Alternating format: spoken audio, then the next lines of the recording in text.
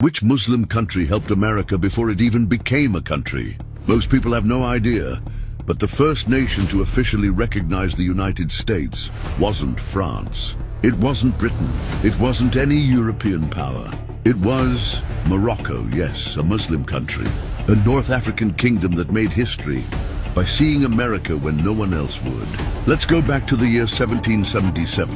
The American colonies were deep in the Revolutionary War, fighting against the British Empire with no guarantee of survival.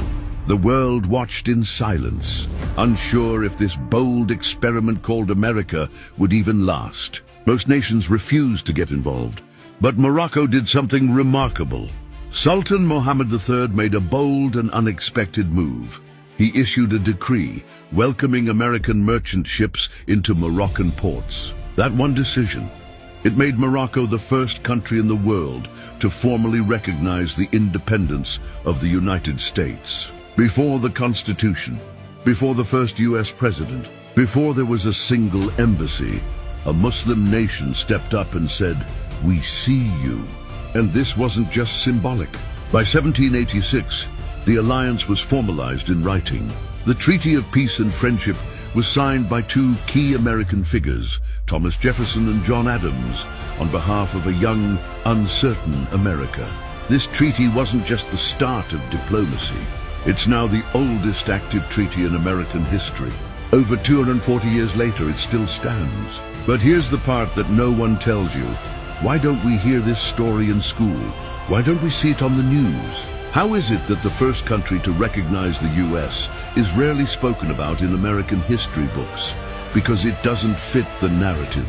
You see, when media constantly shows Muslim countries through a negative lens, when people are programmed to associate Islam with conflict, stories like Morocco's don't just get ignored, they get buried. This isn't just about Morocco. It's about truth and the power of memory. It's about how easy it is to forget those who helped you when you were weak, because the world tells you to fear them now that you're strong. It's about how global politics, driven by profit, power, and propaganda, can erase centuries of diplomacy with one headline. But we can't afford to forget. Because Morocco's gesture wasn't just political, it was moral. It was a message to the world that respect doesn't require power, that recognition doesn't demand benefit, that peace can come from people who don't look like you, pray like you, or live like you.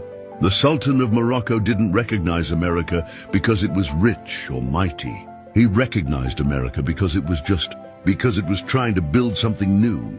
And while many watched from the sidelines, a Muslim leader stood up and said, "We'll be your first friend." So here's the truth. Before alliances were bought, they were earned. Before superpowers, there was trust.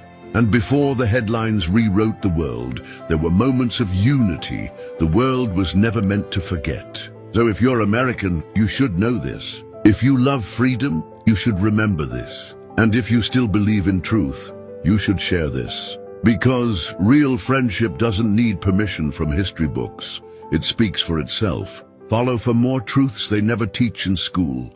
This is what they hide from you.